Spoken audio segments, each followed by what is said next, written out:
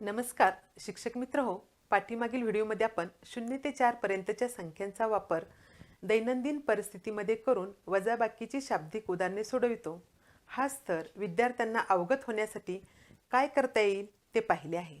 या व्हिडिओमध्ये आपण संख्यांवरील क्रिया या घटकांमधील स्तर क्रमांक 11 0 ते 9 पर्यंतच्या संख्यांची मूर्त वस्तूंच्या साहाय्याने वजाबाकी करतो याविषयी पाहूया. तर मग आज आपण हा स्तर गणितीय खेळाद्वारे समजून घेऊया. या खेळाचे नाव आहे 10 बोटांचा गणितीय खेळ. शिक्षक मुलांना त्यांचे दोन्ही हात समोर दाखवायला सांगतात. विद्यार्थी त्यांचे दोन्ही हात समोर दाखवतात. शिक्षक त्यांना त्यांच्या दोन्ही हातांची बोटे मोजायला सांगतात. विद्यार्थी त्यांचे दोन्ही हातांची बोटे मोजतात. 1 2 3 4 5 6 7 8 9 10. अरे वा, छान. आपली दोन्ही हाताची मिळून 10 बोटे झाली. बरोबर आहे. पण अरे, आपल्याला तर 0 ते 9 वजाबाकी करायची. मग ही तर बोटे 10 झाली आहेत. मग काय करता येईल? बरोबर, एक बोट कमी केले, आता उरली 9. चला तर मग आपण या 9 बोटांच्या मदतीने वजाबाकीचा खेळ खेळणार आहोत. ठीक आहे. तुमच्या 9 बोटांपैकी 2 बोटे कमी करा. विद्यार्थी त्यांची 2 बोटे कमी करतात. 1 2. शिक्षक त्यांना उरलेली बोटे मोजायला सांगतात. विद्यार्थी त्यांची उरलेली बोटे मोजतात. 1 2 3 4 5 6 7. छान. म्हणजे तुमच्या 9 बोटांपैकी तुम्ही 2 बोटे कमी केली तेव्हा उरली 7. कमी केली म्हणजे काय? तर वजाबाकी केली. बरोबर. मग अशाच पद्धतीने आपण वजाबाकीचा घटक वेगवेगळ्या खेळाद्वारे उपक्रमाद्वारे घेणार आहोत. वजाबाकीचा सराव होण्यासाठी शिक्षक वर्गातील एका विद्यार्थ्याला पुढे बोलवतात आणि त्याला खडू घ्यायला सांगतात. राजू, तू पुढे ये आणि 9 खडू घे. राजू 9 खडू घेतो. 1 2 3 4 5 6 7 8 9. बरोबर. आता यातले 3 खडू तुझ्या मित्राला दे. राजू यातले 3 खडू त्याच्या मित्राला देतो. 1 2 3. राजू, आता किती खडू उरले सांग बरं. राजू खडू मोजतो. 1 2 3 4 5 6. बरोबर. म्हणजे राजूकडे खडू होते 9, त्यातले त्याने मित्राला दिले 3. राजूकडे उरले 6. बघा, राजूने दिले म्हणजे काय झालं? कमी झालं. मग आलं ना लक्षात? कमी होणं म्हणजेच वजाबाकी, देणं म्हणजेच वजाबाकी. अशाच पद्धतीने आपण वजाबाकीचा सराव होण्यासाठी अजून वेगवेगळे खेळ उपक्रम घेणार आहोत. वजाबाकी हा घटक विद्यार्थ्यांमध्ये किती समजला आहे हे पाहण्यासाठी शिक्षक अजून काही खेळ उपक्रम घेऊ शकतात. तर असाच एक पुढचा उपक्रम आहे, तो म्हणजे वजाबाकीची गोष्ट तयार करणे. बेरजेच्या घटकामध्ये आपण जशी बेरजेची गोष्ट तयार केली होती तशी आज आपण वजाबाकीची गोष्ट तयार करणार आहोत. एका डोंगरात 9 म्हशी चरत होत्या. त्यापैकी 4 म्हशी पाणी प्यायला गेल्या, तर तिथे किती शिल्लक राहिल्या? विद्यार्थी त्यांच्याजवळ उपलब्ध असलेल्या वस्तूंच्या मदतीने ही वजाबाकी करतात. विद्यार्थी 9 वस्तू घेतात. 1 2 3 4 5 6 7 8 9. या 9 म्हशीपैकी म्हणजे या 9 वस्तूंपैकी 4 कमी करायचे आहेत, म्हणून ते काय करतात? 4 कमी करतात. 1 2 3 4. मग शिल्लक किती राहिल्या? 1 2 3 4 आणि 5. बघा, डोंगरात 9 म्हशी चरत होत्या. त्यापैकी 4 म्हशी पाणी प्यायला गेल्या, तर किती उरल्या? बरोबर, 5 उरल्या. मग विद्यार्थ्यांनी काय केलं? तर मूर्त वस्तूंचा वापर करून वजाबाकीची उदाहरणं सोडवली. अशा पद्धतीने शिक्षक वेगवेगळ्या वस्तूंचा वापर करून विद्यार्थ्यांकडून सराव घेऊ शकतात. थोडक्यात काय? तर आज आपण वजाबाकी म्हणजे काय हे विविध वस्तूंच्या साहाय्याने पाहिलेलं आहे. कमी होणं, फुटणं, तुटणं, देणं, घेणं म्हणजेच वजा होणं होय. धन्यवाद.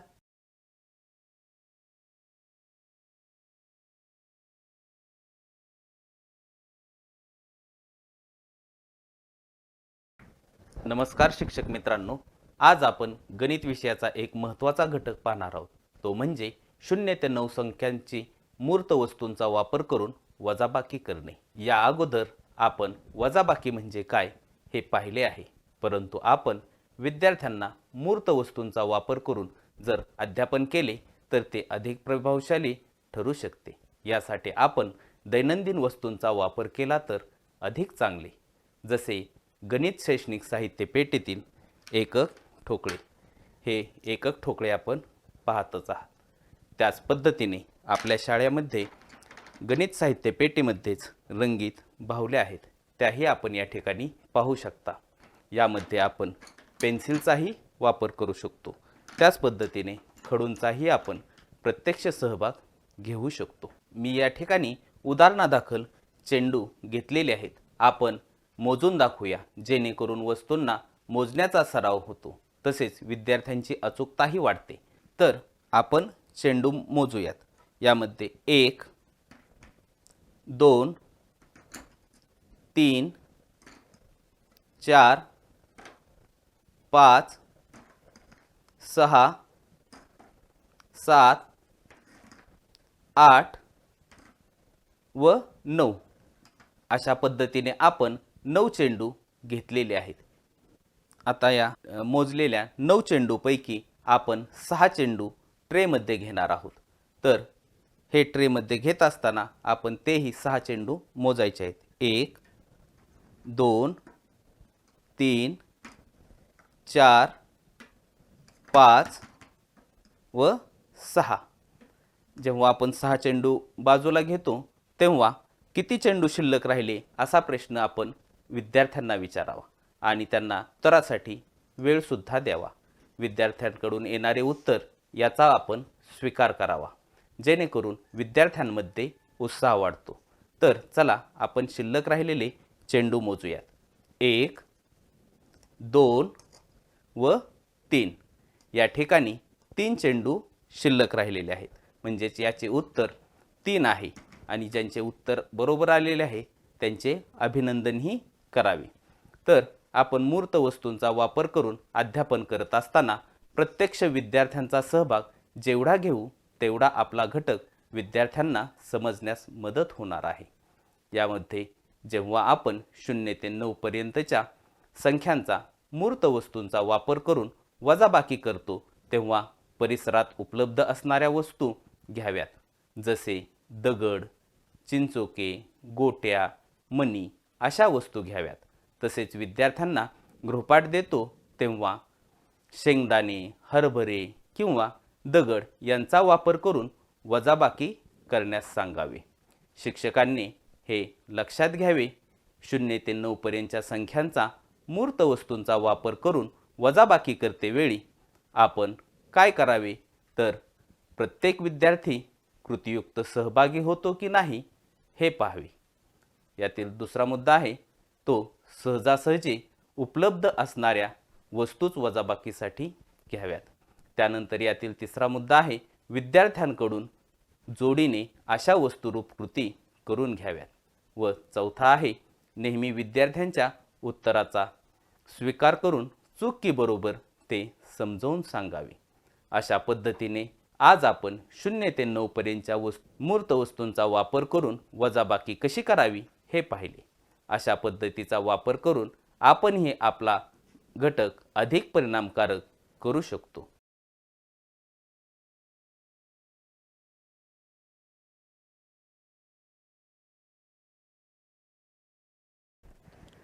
नमस्कार शिक्षक मित्रांनो. इयत्ता दुसरीच्या विद्यार्थ्यांना गणित विषयाचे अध्यापन करत असताना आपल्याला अनेक अडचणी येत असतात. त्यात घटक हा वजाबाकीसारखा असेल तर अजूनच गोंधळ. पण हाच घटक मूर्त वस्तूंचा वापर करून शिकवला गेला तर वजाबाकी संबोध पक्का होण्यास मदत होईल. त्याचबरोबर विद्यार्थ्यांना गणित विषय सोपा वाटेल व गणित विषयाची गोडी वाढण्यास मदत होईल. चला तर मग आज आपण वजाबाकी या घटकातील एक मजेशीर गंमत पाहूया. माझ्याकडे काही डाळिंबे आहेत, आपण ते मोजून घेऊया. 1 2 3 म्हणजे माझ्याकडे 3 डाळिंबे आहेत. आता ही 3 डाळिंबे मी माझ्या दीदीला देणार आहे. चला ते देऊया. 1 2 3. सुरुवातीला माझ्याकडे 3 डाळिंब होती, मी माझ्या दीदीला 3 डाळिंबे दिली. आत्ता माझ्याकडे किती डाळिंबे शिल्लक राहिली? काहीच नाही ना. बघा, माझ्याकडे काही पेन्सिली आहेत. आपण त्या मोजूया. 1 2 3 4 5. म्हणजे माझ्याकडे 5 पेन्सिली आहेत. आता या पेन्सिली मी माझ्या मित्राला वाटणार आहे. चला आपण त्या वाटूया. 1 2 3 4 5. सुरुवातीला माझ्याकडे 5 पेन्सिली होत्या. त्यानंतर मी 5 पेन्सिली मित्राला वाटल्या. आत्ता माझ्याकडे किती शिल्लक राहिल्या? काहीच नाही ना. चला आपण अजून एक उदाहरण पाहूया. माझ्याकडे काही ठोकळे आहेत, ते आपण मोजून घेऊया. 1 2 3 4 5 6 7 8 9. म्हणजे माझ्याकडे 9 ठोकळे आहेत. आता हे ठोकळे मी माझ्या मित्राला देणार आहे. चला देऊया. 1 2 3 4 5 6 7 8 9. बघा, सुरुवातीला माझ्याकडे 9 ठोकळे होते. त्यानंतर मी ते 9 ठोकळे माझ्या मित्राला वाटले.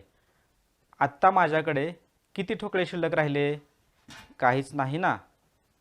याचाच अर्थ असा की माझ्याकडे असणाऱ्या वस्तू मी वाटत असताना त्या कमी कमी होत गेल्या आणि कमी होणे म्हणजेच वजाबाकी होय. अजून एक नवीन गोष्ट मला इथे समजली, ती म्हणजे माझ्याकडे जेवढ्या वस्तू होत्या तेवढ्या सर्व वस्तू मी वाटल्या तर माझ्याकडे काही शिल्लक राहत नाहीत. काहीच नाही म्हणजे शून्य होय. म्हणजेच माझ्याकडे 0 ठोकळे शिल्लक राहिले. शिक्षक मित्रांनो, वर्गस्तरावर वजाबाकी या घटकाचे अध्यापन करत असताना शिक्षकांनी काही विशेष काळजी घेणे अपेक्षित आहे. जसे की प्राथमिक स्तरावर मूर्त वस्तूंचा वापर करून वजाबाकी सराव घेतला तर वजाबाकी म्हणजे काय हे विद्यार्थ्यांना नक्की समजेल. परिसरात सहज उपलब्ध होणारे व विद्यार्थ्यांच्या भावविश्वातील साहित्य गोळा करून ठेवले तर अध्ययन अध्यापन प्रक्रिया आनंददायी व मनोरंजक होईल. वस्तूंची हाताळणी विद्यार्थ्यांना करू दिली तर ती क्रिया विद्यार्थ्यांच्या दीर्घकाळ स्मरणात राहते व वजाबाकी संबोध पक्का होण्यास मदत होईल. सर्वात महत्त्वाचे, या घटकाचे दृढीकरण होण्याकरता जास्तीत जास्त सराव अपेक्षित आहे. धन्यवाद.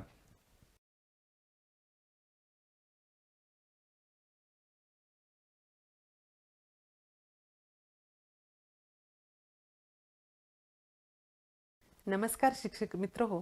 पाठीमागील व्हिडिओमध्ये आपण 0 ते 4 पर्यंतच्या संख्यांचा वापर दैनंदिन परिस्थितीमध्ये करून वजाबाकीची शाब्दिक उदाहरणे सोडवितो. हाच तर विद्यार्थ्यांना अवगत होण्यासाठी काय करता येईल ते पाहिले आहे. या व्हिडिओमध्ये आपण संख्यांवरील क्रिया या घटकांमधील स्तर क्रमांक 11 0 ते 9 पर्यंतच्या संख्यांची मूर्त वस्तूंच्या साहाय्याने वजाबाकी करतो याविषयी पाहूया. तर मग आज आपण हा स्तर गणितीय खेळाद्वारे कृतीद्वारे समजून घेऊया. चला तर मग आता आपण मूर्त वस्तूंच्या साहाय्याने एक उदाहरण स्पष्ट करूयात. उदाहरणार्थ, तुमच्याकडे 7 गोल चकत्या आहेत. तुम्ही त्यापैकी 0 चकत्या मित्रांना दिल्या तर आता तुमच्याकडे किती चकत्या शिल्लक राहिल्या आहेत? पहा, तुमच्याकडे 7 गोल चकत्या आहेत. आपण पाहूयात, मोजूया. 1 2 3 4 5 6 7. किती आहेत गोल चकत्या? 7. त्यापैकी काय केले तुम्ही? मित्रांना 0 चकत्या दिलेल्या आहेत. बघा किती दिलेल्या आहेत? 0. 0 म्हणजे काहीच नाही. तुम्ही मित्रांना प्रत्यक्षात काही दिलेलं आहे का? नाही.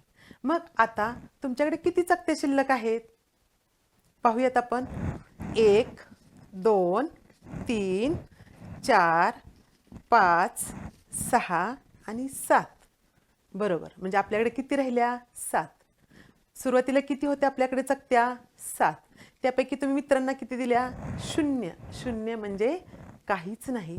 त्यामुळे आता तुमच्याकडे किती चकत्या शिल्लक राहिल्या? तर ह्या 7च्या 7 चकत्या शिल्लक राहिलेल्या आहेत. आलं ना लक्षात? म्हणजे जेव्हा आपण आपल्या जवळच्या वस्तूंपैकी 0 वस्तू देतो तेव्हा आपल्याकडे जेवढ्या वस्तू होत्या तेवढ्याच शिल्लक राहतात. बघा, 7 मधून 0 वजा केले की 7 उरते. मग अशी आपण पाहिलं की ह्या 7 गोल चकत्या होत्या, त्या आपण मोजल्या. त्यापैकी तुम्ही मित्रांना 0 दिल्या तेव्हा तुमच्याकडे किती उरल्या? 7 उरल्या. आलं ना लक्षात? की कोणत्याही वस्तूमधून 0 वजा केलं की आपल्याकडे जेवढे होते तेवढे शिल्लक राहते. आपल्याकडे 7 गोल चकत्या होत्या म्हणून 7 गोल चकत्या आपल्याकडे शिल्लक राहिलेल्या आहेत. आता आपण अजून एक उदाहरण पाहूयात. तुमच्याकडे 9 बाहुल्या आहेत, त्यापैकी तुम्ही कोणाला काहीच बाहुल्या दिल्या नाहीत म्हणजे 0 दिल्या, तर आता तुमच्याकडे किती बाहुल्या शिल्लक आहेत? पाहूयात आपण. 9 बाहुल्या घेऊयात आपण. 1 2 3 4 5 6 7 8 आणि 9. बघा किती बाहुल्या आहेत तुमच्याकडे? 9. त्यापैकी तुम्ही तुमच्या मित्राला यापैकी कोणाला काहीच दिलेलं नाही आहे, म्हणजे तुमच्याकडे किती राहिलेले आहेत? तर 9 पैकी 9 आपल्या राहिलेल्या आहेत. आपल्याकडे बाहुल्या होत्या 9, त्यापैकी तुम्ही मित्राला दिल्या 0, म्हणजे 0 म्हणजे काहीच नाही, म्हणजे तुम्ही प्रत्यक्षात त्याला काही दिलेलं नाही. त्यामुळे तुमच्याकडे किती शिल्लक राहिल्या? पाहूयात, मोजूयात आपण. 1 2 3 4 5 6 7 8 आणि 9. आलं ना लक्षात? तुमच्याकडे किती होत्या सुरुवातीला बाहुल्या? 9. त्यापैकी तुम्ही कोणाला काहीच बाहुल्या दिलेल्या नाहीयेत, म्हणजे 0 दिल्या. त्यामुळे आता तुमच्याकडे किती शिल्लक राहिल्या? तर ह्या 9 बाहुल्या शिल्लक राहिलेल्या आहेत. म्हणजेच काय? तर 9 मधून 0 वजा केलं तरी 9च शिल्लक राहतात. आलं ना लक्षात? पुन्हा एकदा पाहूयात आपण. 9 मधून 0 वजा केले तरी 9च शिल्लक राहतात. शिक्षक मित्र हो, मूर्त वस्तूंच्या साहाय्याने वजाबाकी घेत असताना आपण काही गोष्टींवर लक्ष देऊयात. त्या म्हणजे आपल्या वर्गस्तरावर परिसरात ज्या वस्तू आपल्याला उपलब्ध आहेत त्याचा आपण वापर करू शकतो. मुलांना प्रत्येक वस्तू हाताळू द्या, फक्त दाखवू नका. मुलांना स्वतःच्या वस्तू हाताळण्याची संधी द्या, कारण मुलांना खेळातून शिकायला आवडतं, वस्तूंचं आकर्षण असतं. त्याशिवाय आपण वजाबाकीच्या गोष्टी तयार करू शकतो. उदाहरणार्थ, 9 गायी गोट्यात होत्या, 0 गायी बाहेर गेल्या, तर किती शिल्लक राहिल्या? अशा छोट्या कथा तयार करता येतील. त्याशिवाय खेळ रचना, जोडीने किंवा छोट्या गटांमध्ये या कृती, खेळ या स्वरूपात सुद्धा आपण हा उपक्रम, ही वजाबाकी घेऊ शकतो. चुकांवर चर्चा करायची. जर एखादे मूल 9 मधून 0 गेले, 0 उरले असे म्हटले तर त्याला परत वस्तू वापरून ती कृती करू द्या. धन्यवाद.